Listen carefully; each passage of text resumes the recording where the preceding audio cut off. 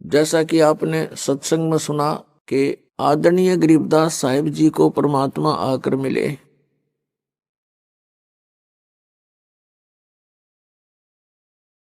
और ये विधान है परमात्मा का, वो ऐसी लीला किया करता है। अब ये जो सत्संग 7 दिवसीय सत्संग समारोह चल रहा है, ये उसी शुभ दिन के उपलक्ष्य में है कि जिस दिन परमात्मा अपने विधान अनुसार आदरणीय गरीबदास साहिब जी को आकर मिले, प्राप्त हुए गांव छुडानी, जिला दज्जर, हरियाणा में।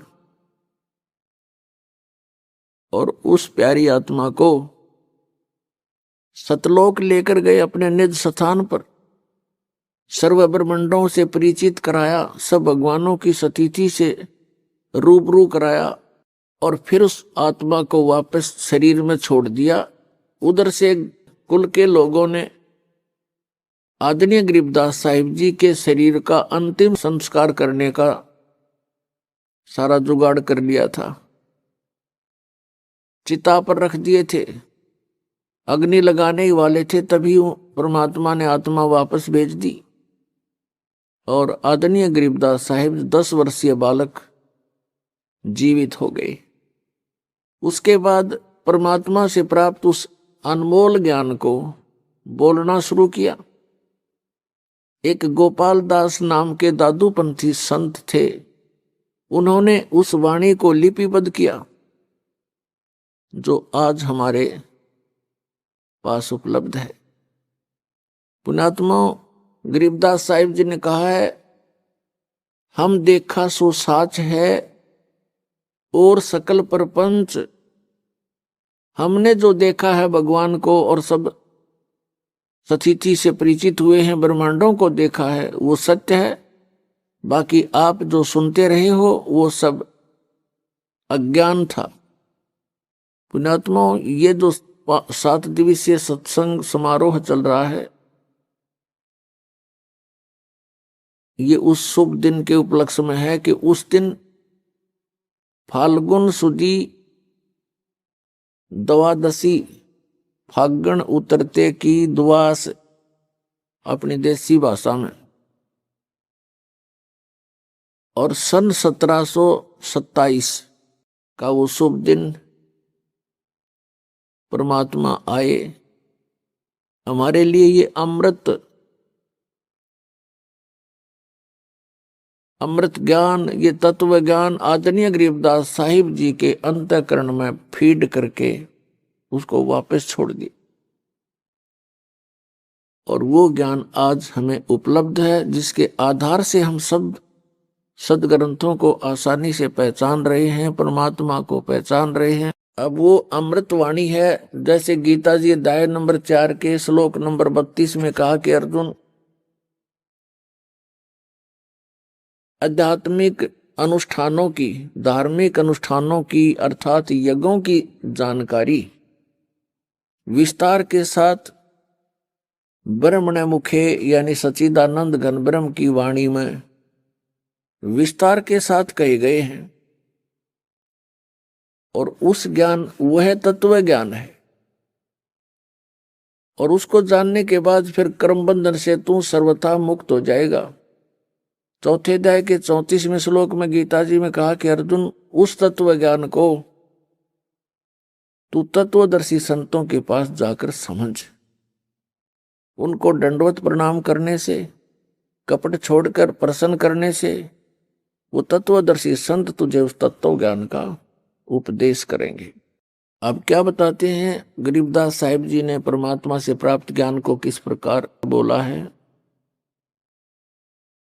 न्योल नाद सुभान गति, लड़े भुंग हमेशे, जड़ी जान जगदीश है, विष नहीं व्याप शेष। गरीब हंस गवन करते नहीं, मान सरोवर छाड़े, कौवा उड़ उड़ जात है, ये खाते मांसाहार। अंश दशा तो साध है, सरोवर है सतसंग, मुक्ता हलबाणी चुगे, चढ़त नवेला रंग।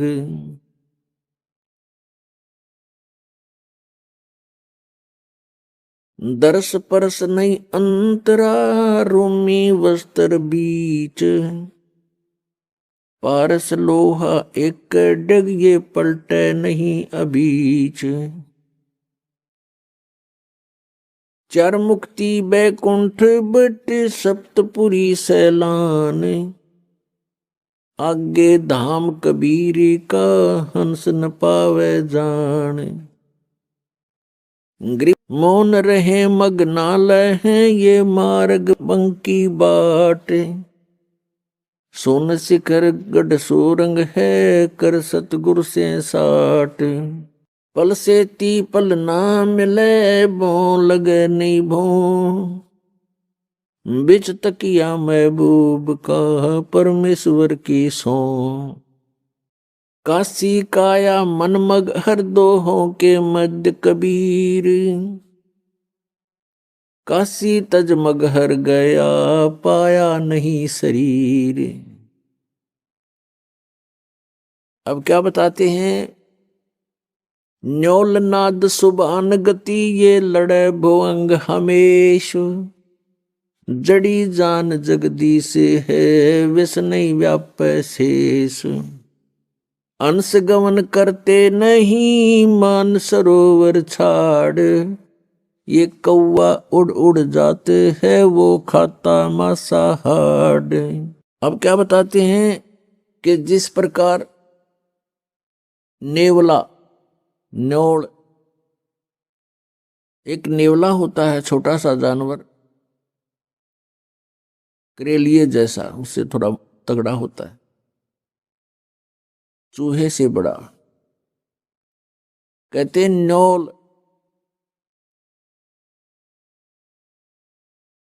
एक सर्प के साथ युद्ध करता है। सर्प कितना बड़ा होता है? 5-5, 6-6 फुट का लंबा और तगड़ा मोटा। और न्योल एक बहुत ही छोटा सा जानवर होता है, चूहे जैसा, और वो सर्प के साथ लड़ता है। कैसे, किस आधार से लड़ता है कि एक वो क्या करता है, कहीं जहां पर एक जड़ी होती है, उस जड़ी की महक के सामने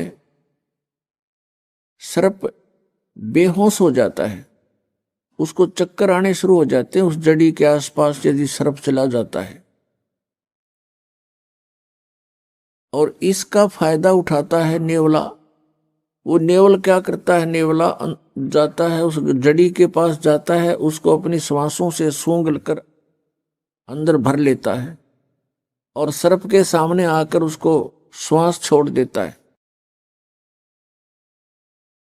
और सर्प लड़ने को तैयार होता है तो उसके मुंह के सामने श्वास छोड़ देता है, उसको चक्कर आने शुरू होते हैं और सर्प भाग जाता है। तो यहां बताते हैं कि यहां समझो कि ये काल तो सर्प है, अजगर, और जीव नेवला है। और जिस नेवले को यह जड़ी प्राप्त होगी सतनाम के श्वास के सिमरण की, उसके सामने फिर वो सर्प रूपी अजगर अर्थात काल भाग जाता है। जैसे फनपति मंत्र सुन, फनपति सर्प ने ऐसे फन फैला रखा हो, और कहते हैं गारडू एक मंत्र बोल देता है, विद्या जानने वाला व्यक्ति एक मंत्र बोल देता है, जो सर्प उसके सामने विवश हो जाता है।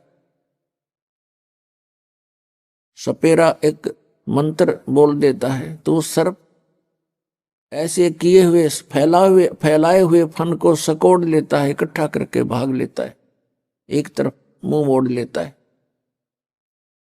परमात्मा ने वो मंत्र सतनाम 2 अक्षर का इतना शक्तिशाली और यूजफुल बताया है। जैसे फनपति मंत्र सुन, रखे फन सकोड़े, ऐसे बीरा मेरे नाम से, सतनाम से काल लवे मुंह मोड़े।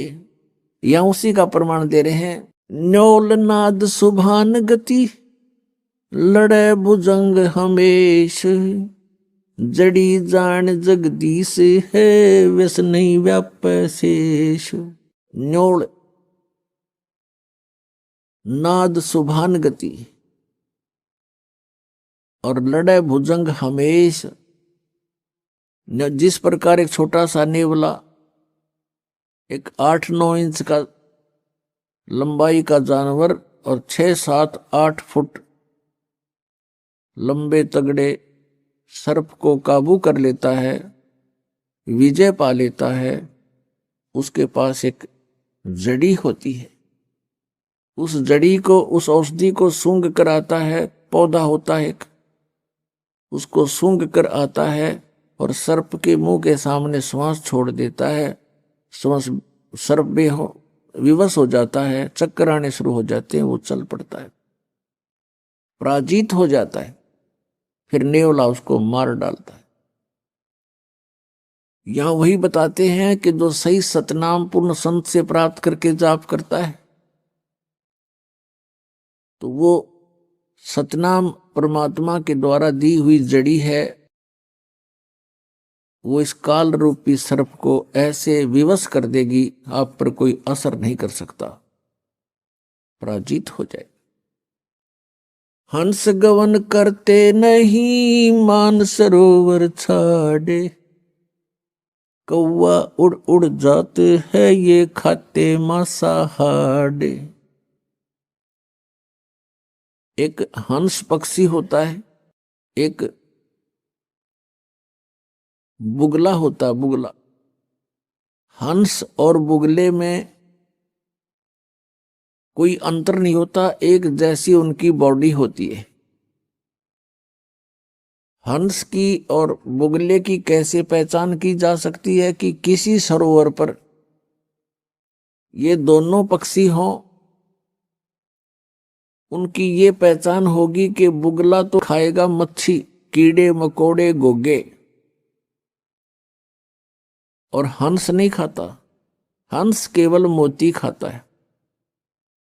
हंस के अंदर एक और पहचान, एक और विशेष गुण होता है कि जैसे आप एक गिलास दूध में एक गिलास जल डालकर मिलाकर हंस के सामने रख दो, वो अपनी चोंच से पीना प्रारंभ करेगा, दूध को ग्रहण कर लेगा, जल एक गिलास ज्यों का त्यों रह जाएगा।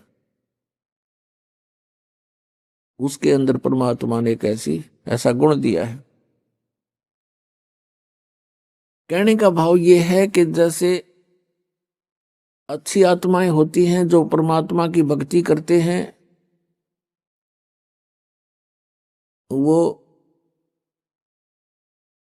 विकार रूपी कीड़े मकोड़े नहीं खाते, जैसे शराब पीना, मांस खाना, अश्लील गाने सुनना और नाचा कूदी करना, बेमतलब के फंड बकवाद करना, ये समझो बुगले के लक्षण हैं। और हंस वो होता जिसने दूध और पानी छान लिया, अलग अलग कर लिया, भले और बुरे को पहचान लिया, कौन परमात्मा है, कौन सा मंत्र है जो मोक्षदायक है, कौन से कर्म हैं जो हमने करने चाहिए, कौन से कर्म ना करने चाहिए। जिस व्यक्ति ने ये दूध और पानी छान लिया, पहचान लिया, अलग अलग जान लिया, वो हंस तुल्य होता है। इसके अतिरिक्त वो बुगले के तुल्य प्राणी होते हैं। कहा कि हंस गवन करते नहीं, मान सरोवर छाड़, और कौवे उड़ उड़ जाते हैं, वो खाते मांसाहार। और यही दशा बुगलों के बारे में बताई है कि जो अच्छी आत्माएं होती हैं वो सत्संग रूपी सरोवर को छोड़कर नहीं जाते, जहां राम नाम के मोती उपलब्ध होते। और जो कौवे जैसे व्यक्ति हैं, बुगले जैसे व्यक्ति हैं, वो उस सरोवर पर नहीं टिक सकते जहां पर मच्छी कीड़े मकोड़े घोंघे खाने को नहीं मिलते, वो मोती आहार नहीं कर सकते, कर्महीन होते हैं। ये सत्संग रूपी सरोवर में हंस ही रह सकते हैं, क्योंकि यहां केवल मोती बखेरे जाते हैं। यहां पर बकवाद नहीं होती, या ना कोई अश्लील गाने होते हैं, ना या कोई ऐसा आहार खाद्य पदार्थ होता है, ना कोई चटपटी बकवाद होती है। सिंपल आहार होता है, स्वच्छ आहार होता है, और साथ में उच्च विचार होते हैं। तो उनको हंस ही ग्रहण कर सकते हैं, कौवे नहीं रुक सकते। उनकी आदत बकवाद करने की, मांस खाने की, यानी शराब पीने की है, सिनेमा देखने की है, और माया जोड़न के उनकी एक विशेष प्रवृत्ति होती है। तो वो व्यक्ति सत्संग में नहीं रह सकते, वो यहां से तुरंत भाग जाते हैं। अंश दशा तो साध है, ये सरोवर है सत्संग। मुक्ता हलबाणी चुगे, फिर चढ़े नवेला रंग। हंस दशा तो साधु हैं, साध सोए जो सीधा चाल है, बकवाद छोड़ दे साधु है। भक्ति करे, सत भक्ति करे, वो साधु है। कहते हंस जैसी दशा के तो ये संत हैं, भक्त हैं। और ये सरोवर है सत्संग, जहां उनको मोती, सतनाम रूपी, सत्संग रूपी मोती प्राप्त कराए जाते हैं। और फिर चढ़त नवेला रंग। जितना अधिक सत्संग सुनोगे, उतना ही अधिक आपका भाव भगवान में बनता चला जाएगा। फिर क्या बताते हैं, दरस परस नहीं अंतरा, रूमी वस्त्र बीच। पारस लोहा एक डग, ये पलटे नहीं अभीच। अब क्या बताते हैं कि यदि सत्संग में भी रहते हैं, आ भी जाते हैं किसी कारण से, किसी के कहने सुनने से, तो वो ऐसे बताए हैं कि जैसे एक पारस पत्थर होता है, उस पारस पत्थर के साथ में अगर लोहे को लगा दिया जाए, वो सोना बन जाता है। लगाने का मतलब है उससे ऐसे बिल्कुल टच होना चाहिए, ऐसे टच हो जाए तो सोना बना देता है। और उनके बीच में वो रखा निकट दिखाई देता है, और बीच में जरा सा भी अंतर रह गया, यानी कहते रूमी वस्त्र अंतरा। एक उदाहरण दिया कि बिल्कुल बहुत ही पतले वस्त्र भी की मोटाई जितना भी अंतर बीच में रह गया दोनों के, वो दिखे लगते तो ऐसे जैसे बिल्कुल साथ लगे हुए, लेकिन वो सोना नहीं बन रहा, क्योंकि उससे वो टच नहीं हो रहा। लगता है जैसे बिल्कुल साथ ही खड़ा है, रखा है, बिल्कुल टच हुआ है, लेकिन टच ना होने से अभी वो सोना नहीं बना। तो यहां बताते हैं, इसका भावार्थ बताते हैं कि जैसे कोई व्यक्ति सत्संग में आ भी रहा है, और फिर सत्संग के उन वचनों को हृदय में उतार नहीं रहा, तो वो सत्संग बच्चे आता भी रहे, उसके असर नहीं होगा, क्योंकि वो अभी मिला नहीं है। तो यहां बताते हैं कि दरस परस नहीं अंतरा, रूमी वस्त्र बीच, और पारस लोहा एक के डिग, पर पलटत नहीं अबीच। अब जैसे किसी ने उपदेश भी ले रखा है, श्रद्धा है नहीं गुरुदेव के प्रति, तो वो रह अवश्य साथ रहा है, लेकिन वो मिला नहीं है। जैसे परमात्मा अपने नित्य में पढ़ते हो, बिन सतगुर मिले मोहे ना पावे। और वैसे मिले कैसे कि सतगुरु के साथ एक रस नहीं होता, तब तक परमात्मा प्राप्ति नहीं होती। सतगुरु तो मिला हुआ है, नाम भी मिला हुआ है, हृदय में जगह है नहीं, तो मालिक प्राप्ति नहीं हो सकती। भाव ये है करेगा। काया काशी मन मघर, दोहू के मध्य कबीर। काशी तजमग हर गए, पाया नहीं शरीर।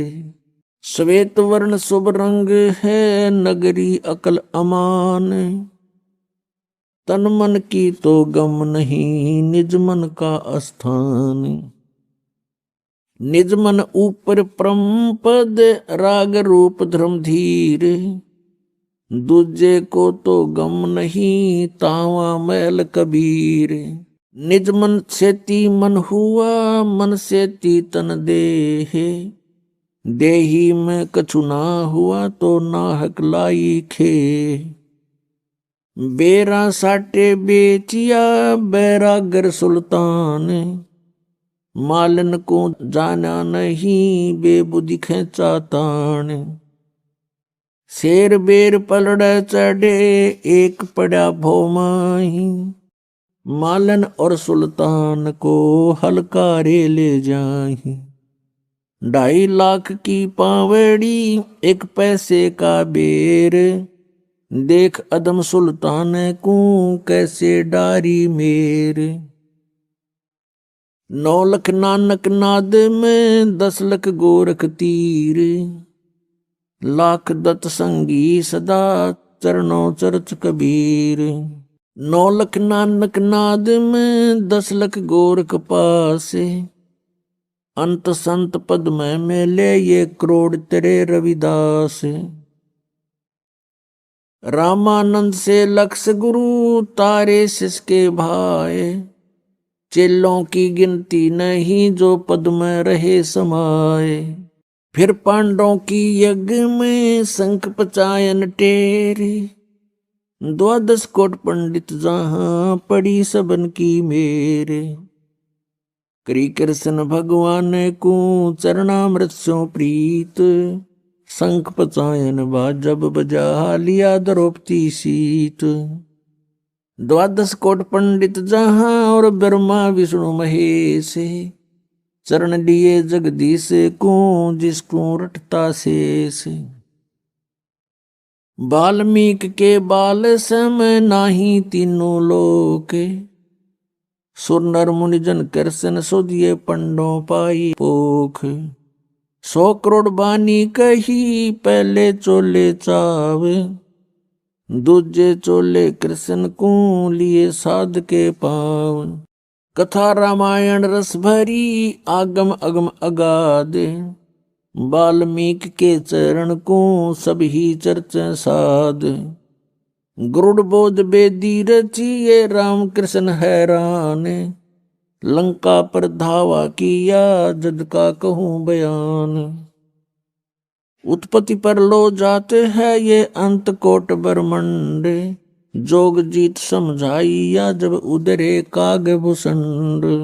वशिष्ठ विश्वामित्र से, ये आवे जावे अनेक। कागभूषण की पलक में, जो चावे सो देख। ऐसे कागभूषण हैं, ये जोग जीत के दास। चर्चा ज्ञान सुनाए कर, दीन्या पद में बास। दुर्वासा और मुनिंद्र का हुआ ज्ञान संवाद। दत्त तत्व में मिल रहे, जागर विधान बाद। बौर समस्तर बेज को, समझाए मंसूर। सिमली पर साका हुआ, पहुंचे तख्त हजूर। सिख बंदी सतगुरु सही, चकवे ज्ञान अमाने।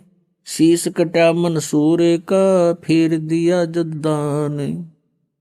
दीन दयाल मिले सुल्ताने को, बलक बुखार बादशाही। 18 लाख तुरा तजा, पर से अलख अलाही। अब इसमें क्या बताना चाहा है आदरणीय गरीबदास साहिब जी ने?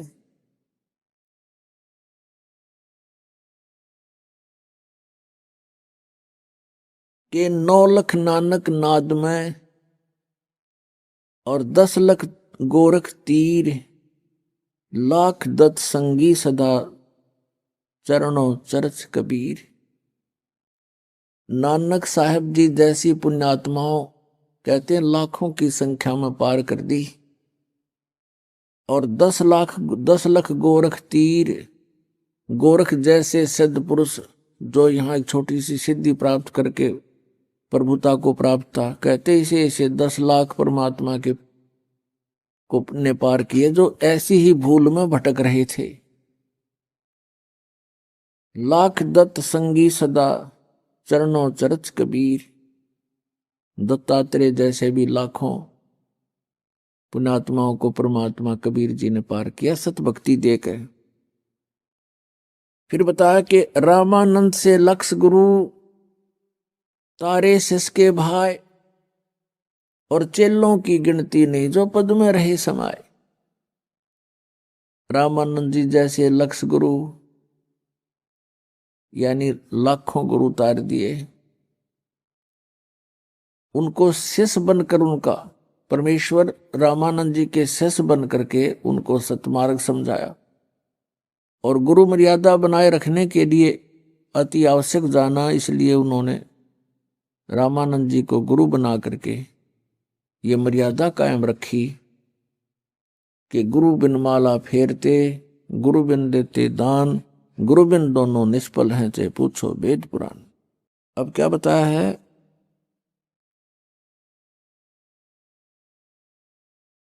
काया काशी मन मघर,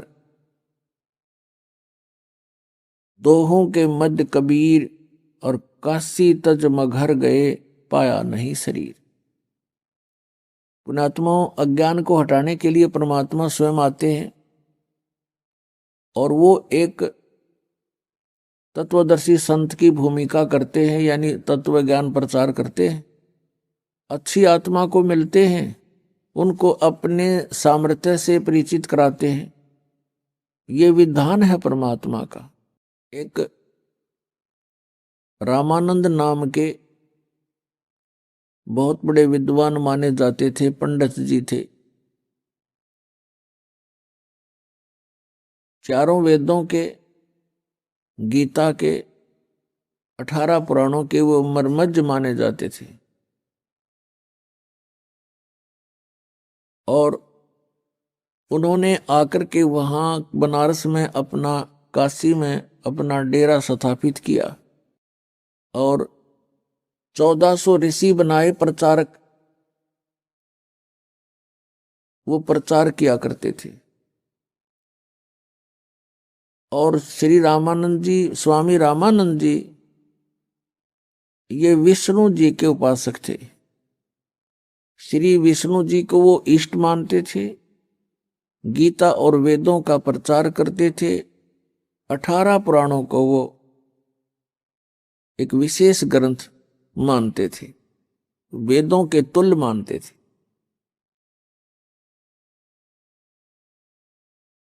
परमात्मा कबीर देव जी लीला करते हैं। वेदों में परमात्मा की ये लीला वर्णित है कि वो भगवान जो परम अक्षर ब्रह्म है ऐसी लीलाएं करते हैं। कैसी लीला करते हैं? वो 3 प्रकार से पूरे असंग ब्रह्मांडों का धारण पोषण करते हैं, कंट्रोल भी करते हैं, सबको यथा जिसका संस्कार है वैसा उसको प्राप्त भी वही कराते हैं, और तत्व ज्ञान भी प्रचार वही करने के लिए यहां प्रवेश होते हैं। श्रीमद् भगवत गीता अध्याय 15 के श्लोक 16 और 17 में 3 पुरुष बताए हैं, एक सरपुरुष, एक अक्षर पुरुष। सरपुरुष तो ये 21 ब्रह्मांड का स्वामी है जिसे ब्रह्म कहते हैं, और अक्षर पुरुष है ये 7 संग ब्रह्मांड का स्वामी है, ये कुल का मालिक नहीं है। और 17वें श्लोक में 15वें अध्याय के गीता जी में कहा है कि उत्तम पुरुष तु अन्य परमात्मा इति उदाहरते, यह लोग तरम आविश्य विभर्ति अवे ईश्वर है। वो श्रेष्ठ प्रभु उत्तम पुरुष तो कोई अन्य है जो 16वें श्लोक में 2 पुरुष बताए हैं, एक सरपुरुष एक अक्षर पुरुष। इनसे भी अन्य है, क्योंकि सरपुरुष और अक्षर पुरुष ये दोनों नाशवान है, इनके अंतर्गत जितने प्राणी वो भी नाशवान है। एक जीव आत्मा नहीं मरती, वो तो किसी की भी नहीं मरती, गधे कुत्ते सूअर की भी नहीं मरती। 17वें श्लोक में तुरंत कहा कि वो उत्तम पुरुष तो इन दोनों से, सरपुरुष और अक्षर पुरुष से कोई अन्य है, और वही तीनों लोकों में प्रवेश करके सबका धारण पोषण करता है। और वो परमात्मा कहा जाता है, वो है अविनाशी परमात्मा है, वास्तव में अविनाशी परमात्मा। वेदों में परमेश्वर पूर्ण परमात्मा की जानकारी है। वेदों का ज्ञान ब्रह्म दे रहा है, ब्रह्म सरपुरुष, और गीता का ज्ञान भी सरपुरुष यानी ब्रह्म दे रहा है श्री कृष्ण में प्रवेश करके। और इस बात से अपरिचित थे कौन? स्वामी रामानंद जी। वो श्री विष्णु को सर्वेश्वर, महेश्वर, मृत्युंजय, कालज्य माना करते थे। ऋग्वेद मंडल नंबर 9 और सूक्त नंबर 1 के मंत्र नंबर 8 में और 9 में स्पष्ट किया है कि वो परमात्मा एक सुंदर शरीर धारण करता है और 3 प्रकार के शरीर धारण करता है, और सबका धारण पोषण करता है उसी आधार से। एक शरीर के एक रूप में वो रहते हैं सतलोक के अंदर, ऊपर के सभी ब्रह्मांडों में अलग अलग रूप धारण करके वो स्थिर रहते हैं वहां पर। उसमें एक रोम कूप के अंदर करोड़ सूर्य मिला दे, करोड़ चंद्रमा, ऐसा प्रकाश है उस परमात्मा के शरीर का, एक रोमकूप का। यदि वो परमात्मा उसी रूप में यहां आ जाए तो हम कुछ नहीं देख सकते उनको। वो परमात्मा अपना अन्य एक हल्का तेज पुंज का रूप बना करके यहां प्रवेश होते हैं। यहां प्रवेश होने के उनके दो प्रकार के दो कारण हैं। एक तो प्रत्येक युग में वो लीला करते हैं, एक शिशु रूप धारण करके कमल के फूल पर तालाब में आकर प्रकट होते हैं, जिस कारण से वो नारायण कहलाते हैं। नारायण का अर्थ होता है जल पर विराजमान होने वाला। नार माने जल, आयन माने उस पर विराजमान होने वाला, रेस्ट करने वाला। अब हम श्री विष्णु जी को नारायण मानते थे कि वो शेषनाग की सैया पर उस पर रहते हैं। वो नारायण नहीं है, वो तो जन्म लेते हैं दुर्गा से, काल इनका पिता है। और वो परमात्मा अजन्मा है, और ऐसे वो जल के ऊपर आकर के कमल के फूल पर विराजमान होते हैं, जिस कारण से नारायण उस कबीर देव को ही कहा जाता है। ऐसी लीला वो प्रत्येक युग में करते हैं। अब जैसे कलयुग में परमात्मा आए थे सन 1398 संवत 1455 ज्येष्ठ सुदी पूर्णमासी को सतलोक से चलकर आए और कमल के फूल के ऊपर आकर एक शिशु रूप धारण करके विराजमान हुए। उनके प्रत्यक्ष दृष्टा श्री अष्टानंद नाम के एक महर्षि थे, जो स्वामी रामानंद जी के शिष्य थे। और वो लहर तारा तालाब पर जहां आकर के परमात्मा प्रकट हुए कमल के फूल पर, वो लहर तारा तालाब उस समय काशी शहर से लगभग 4 किलोमीटर दूर था, और वहां आसपास वन था, चारों तरफ उसके जंगल था, और वहां वो सरोवर बना हुआ था गंगा के साथ में। गंगा का पानी लहरों के द्वारा उछलकर ओवरफ्लो होकर वर्षा के दिनों में उस झील में प्रवेश कर जाता था और एक बहुत बड़े सरोवर का रूप धारण कर लेता था, जिस कारण से उसको लहर तारा तालाब कहा जाता था। उस लहर तारा तालाब पर अष्टानंद नाम के एक ऋषि, जो रामानंद जी के शिष्य थे, वो प्रतिदिन वहां स्नान करने के लिए जाया करते थे, और सुबह सुबह कुछ समय तक वहां बैठकर अपने गुरु जी से प्राप्त साधना भक्ति किया करते थे, एकांत स्थान पाकर। और एक नीरू और नीमा नाम के जुलाहे थे। ये नीरू नीमा कौन थे? उसी जन्म में ये पहले ब्राह्मण थे। गौरी शंकर नाम था नीरू का और सरस्वती नाम था नीमा का। ये शिव जी के भक्त थे। बहुत अच्छी श्रद्धा थी भगवान शिव में, उसको इष्ट रूप में पूजा करते थे, शिव पुराण की कथा किया करते थे।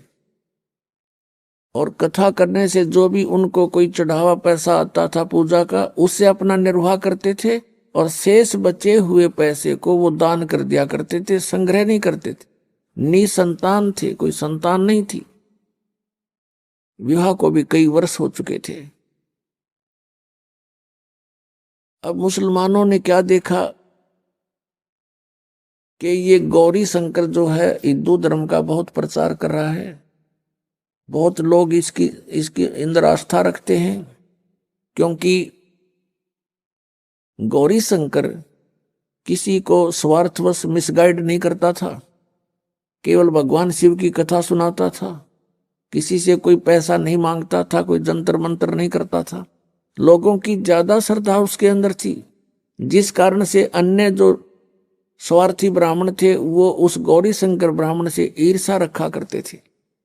इस बात से परिचित थे मुसलमान धर्म के काजी और पीर मुल्ला। उन्होंने इस बात का लाभ उठाया कि गौरी शंकर के साथ अन्य ब्राह्मण नहीं है, इसलिए उनको जबरदस्ती मुसलमान बना दिया दोनों को। और मुसलमान कैसे बनाया जाता था? मुसलमानों ने अपना पानी लिया, जूठा किया सबके सामने बाहर खड़ा होकर, और गौरी शंकर के उनके घर में छिड़क दिया, सारे उनके मुंह में डाल दिया जबरदस्ती। और देखने वाले देख रहे, मुसलमान बन गए।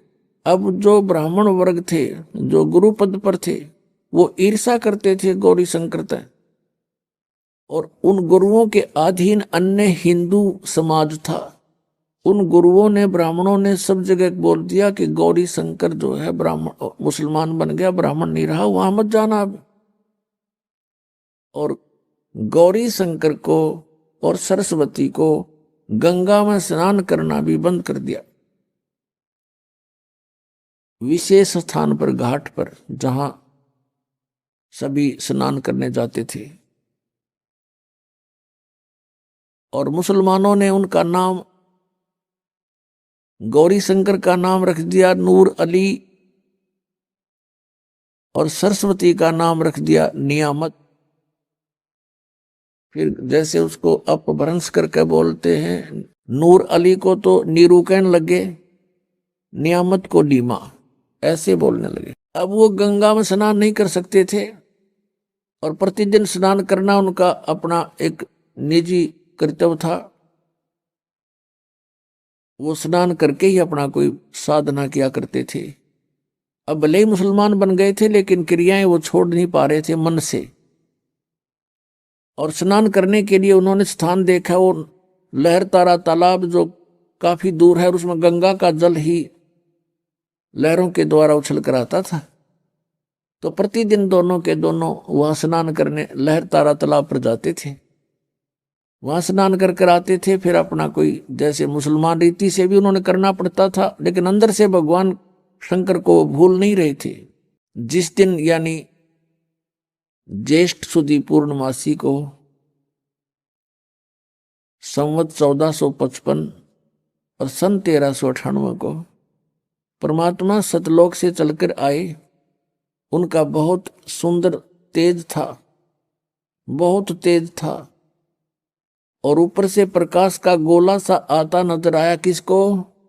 अष्टानंद ऋषि को, जो स्नान करके उस लहर तारा तालाब में अपनी साधना करने की तैयारी कर रहा था। उसने देखा कि बहुत तेज प्रकाश का एक तारा सा टूटा आकाश से, और बहुत गति से नीचे को आया। उसकी आंखें चुंधी आ गई, आंखें बंद हो गई अष्टानंद की उस तेज के सामने। पहले तो प्रकाश का गोला दिखाई देता था, आंखें बंद करी तो क्या देखा कि जैसे उसमें एक शिशु रूप है, बालक का नवजात शिशु रूप दिखाई दिया। जैसे हम सूर्य की ओर देखते हैं तो सूर्य की तरफ देखने के बाद हम फिर आंखें बंद कर लेते हैं तो हमें सूर्य का प्रकाश नहीं दिखाई देता, प्रकाश रहित उसका आकार दिखाई देता है। यही दशा उस अष्टानंद ऋषि की हुई जब उसकी आंखें उस नूर को सहन नहीं कर सकी, बंद हुई, तो क्या देखा कि एक शिशु रूप है इसके अंदर। दोबारा आंखें खोली तो क्या देखा कि कमल लहर तारा तालाब में एक कमल के एक कोने में वो प्रकाश सिमट गया, आगे उसको कुछ दिखाई नहीं दिया। अब वो उठकर चल पड़ा अपने गुरु रामानंद जी के पास, ये जानने के लिए कि आज मैंने ये क्या देखा, ये कोई मेरी भक्ति की उपलब्धि है या कोई मुझे भ्रम लगा है। स्वामी रामानंद जी के पास जाकर अष्टानंद जी ने प्रश्न किया कि हे गुरुदेव, आज मैंने एक अनोखा प्रकाश देखा, अद्भुत प्रकाश देखा, ऊपर से जैसे तारा सा टूटता है से नीचे को आया, इतनी गति से आ रहा था कि मैं वर्णन नहीं कर सकता, और मेरी आंखें उसको सहन नहीं कर सकी गुरुदेव। और जो ही मैंने आंखें बंद की तो उसके अंदर एक शिशु रूप दिखाई दिया, बच्चा, नवजात शिशु। और फिर आंखें खोली तो क्या देखा कि वो प्रकाश से एक बार तो पूरे लहर तारा तालाब को उसने चमका दिया और एकदम समाप्त हो गया, जैसे एक कोने में सिमट गया हो। अब जैसा भी स्वामी रामानंद जी को ज्ञान था, उसने अपने शिष्य का समाधान किया शंका का कि बेटा, उस शिष्य ने पूछा था कि स्वामी जी, ये मेरी कोई भक्ति की उपलब्धि है या मुझे कोई भ्रम लगा है।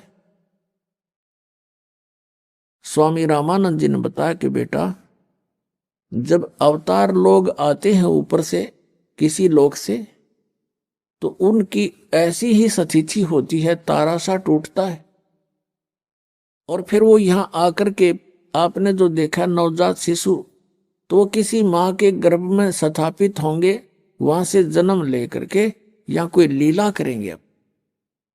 अब जैसा ज्ञान था उस महर्षि रामानंद जी ने अपने शिष्य की शंका का समाधान कर दिया और शिष्य संतुष्ट हुआ। अब इनको इतना ही ज्ञान है कि जितने भी अवतार आए हैं, श्री राम, श्री कृष्ण और भी जितने ये 9 और 24 अवतार मानते हैं, सभी मां से ही उत्पन्न हुए हैं।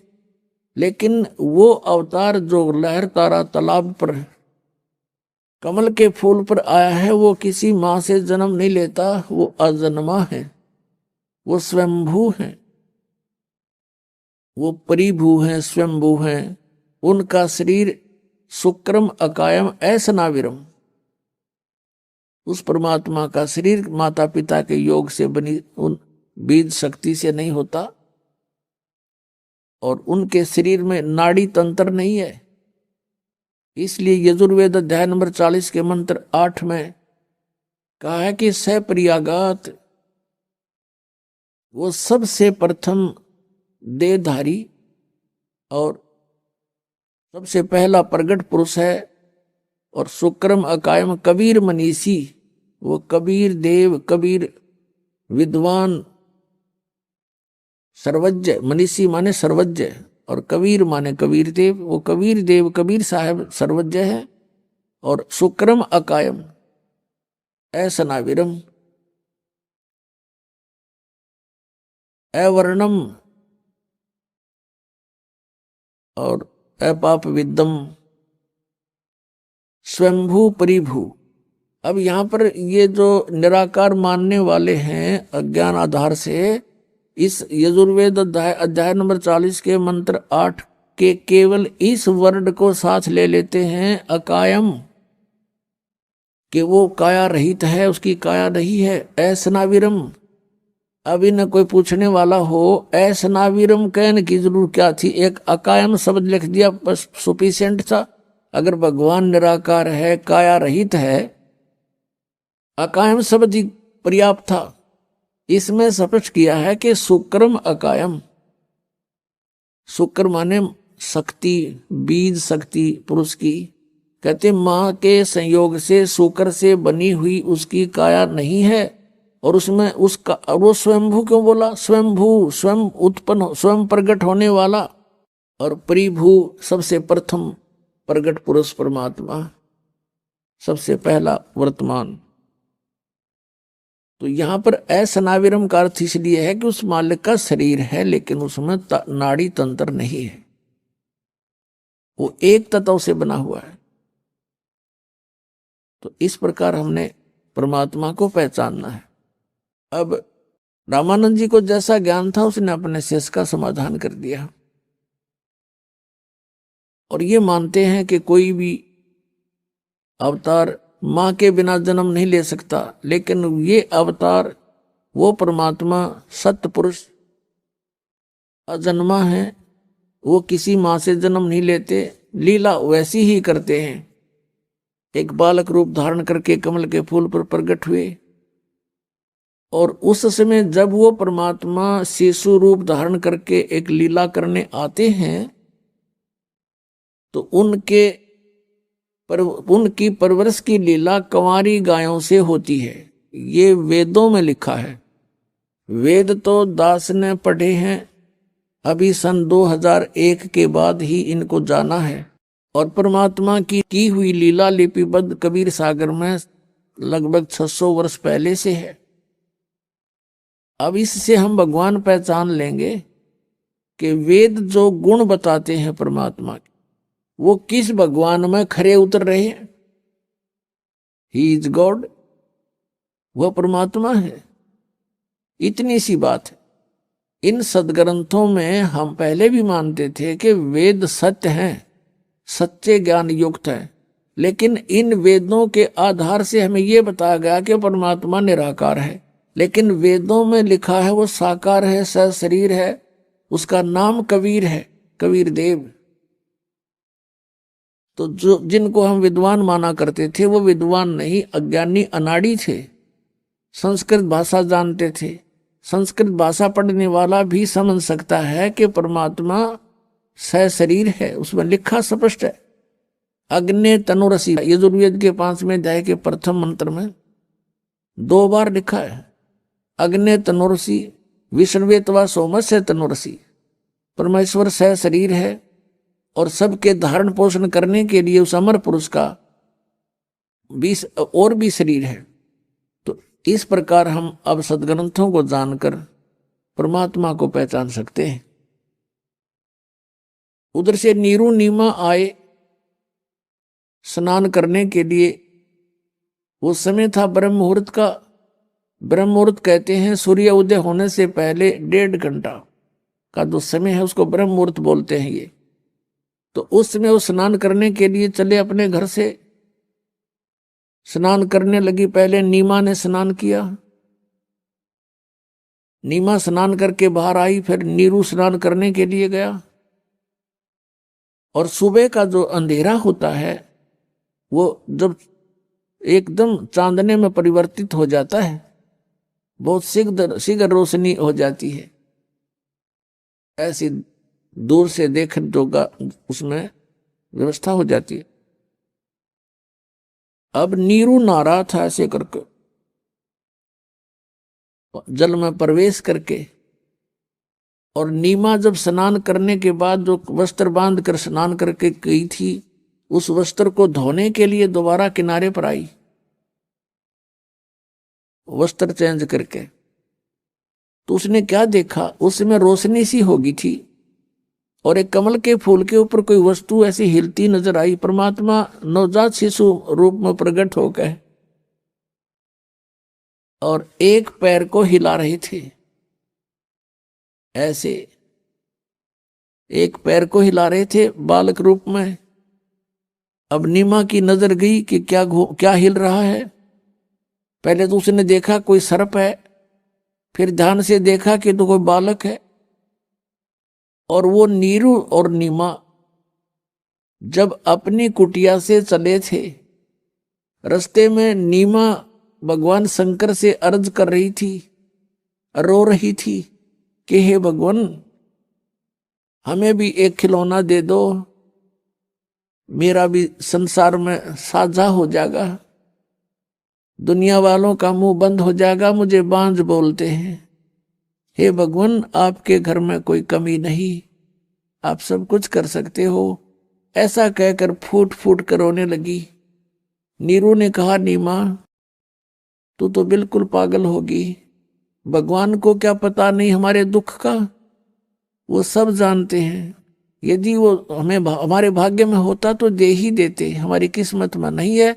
और हमने कितने ज्योतिषियों से भी अपनी जन्म पत्री भी दिखा ली, हमारे भाग्य में पुत्र नहीं है। फिर क्यों अपना संतुष्ट कर, आंखें पुत्र हमारे भाग्य में है नहीं, और तू रो रो के अपनी आंखें और खराब कर लेगी, अंधी हो जाएगी, बुढ़ापे में उंगली पकड़ने वाला कोई है नहीं, तुझे दूना दुख हो जाएगा, तो रोया मत कर। अब नीरू अपनी पत्नी नीमा को ऐसे सांत्वना देता हुआ वहां लहरतारा तालाब पर पहुंच गए थे। अब वो क्या देख रही है कि कमल के फूल पर एक बालक है, उसका पति सरोवर में स्नान कर रहा है। नीरू तब उसने कहा कि देखियो जी, कमल के फूल पर बालक है, कमल के फूल पर बालक है। अब नीरू दुखी आत्मा से कह रहा है, दुखी हृदय से, और स्नान भी कर रहा है, से पानी डाल डाल कर। कहने लगे, नीमा तू मानती नहीं मेरी बात को, तू पागल हो चुकी है, अब कति मेंटल होली, तुझे जल में भी बच्चे दिखाई देने लगे। हे परमात्मा, इसको सद्बुद्धि दो। अब नीमा कहती है फिर जोर से कि देखियो जी देखियो, सचमुच देखना बच्चा डूब गया। अब उसने देखा कि किस प्रकार बोल रही है, जिधर वो संकेत कर रही थी उधर ध्यान किया, देखा कमल के फूल पर एक नवजात शिशु सचमुच लेटा हुआ। अब नीरू ने आओ देखा ना ताओ देखा, कमल का फूल समेत तोड़ करके अपनी पत्नी नीमा को, परमात्मा को थमा दिया। अब नीमा उस बालक को प्राप्त करके और सौ शुक्र मना रही है अपने भगवान शंकर के। वो भले ही मुसलमान बन गए थे, लेकिन हृदय से भगवान शंकर को वो भूल नहीं पा रहे थे। अंदर से कसक उनकी अपने भगवान शंकर में बनी रहती थी। पुण्यात्माओं, जिस परमात्मा का नाम लेने से आत्मा गदगद हो जाती है, और जिसको खोजते ऋषि मुनियों ने अपने शरीर समाप्त कर दिए, उनको प्राप्त नहीं हुआ, वो कितना सुखदाई है, कितना इम्पोर्टेंट है वो परमात्मा। जैसे शेख फरीद जैसे महापुरुष ने 12 वर्ष तक कुएं में उल्टा लटक के साधना करके उसको पाना चाहा, और एक मंसूर नाम के महापुरुष थे, परमात्मा पाने के लिए उसके टुकड़े टुकड़े कर दिए समाज ने। उसने उस परमात्मा की चाह को, परमात्मा की भक्ति को नहीं त्यागा। तो कहते हैं, जाके ऊपर एती बीती कैसा है वो भगवान,